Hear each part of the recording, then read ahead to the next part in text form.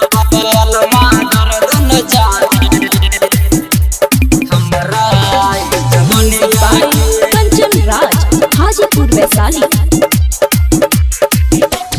बलमा दर्द न जाने हमरा जवनिया के, हमरा जवनिया के। हाय बलमा दर्द न जाने हमरा जवनिया के, जवनिया के। सखी केतनो बता के रही, आई केतनो बता के रही हम अपना परसनिया के।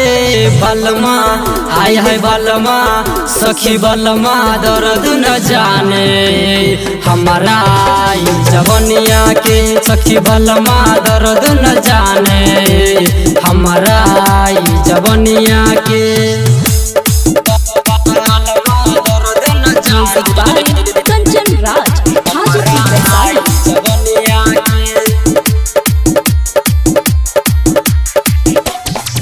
केतनो दिखाई सखी अपन बदनिया, इहे सोची सोची हमरा आवेला रहनिया।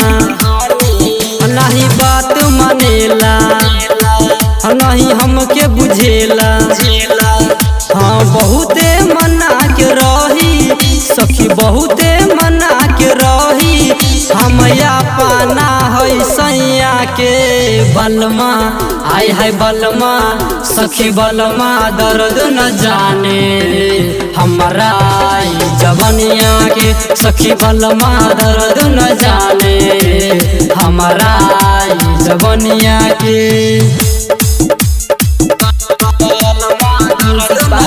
कंचन राज हाजीपुर वैशाली।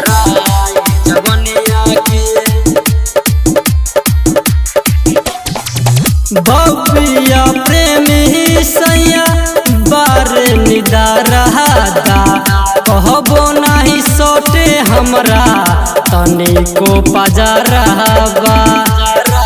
नहीं कमर दबेला नहीं देहिया छुएला, सखी गोलू दीवाना न बूझे, सखी गोलू दीवाना न बूझे ये हो दर्द उमरिया के।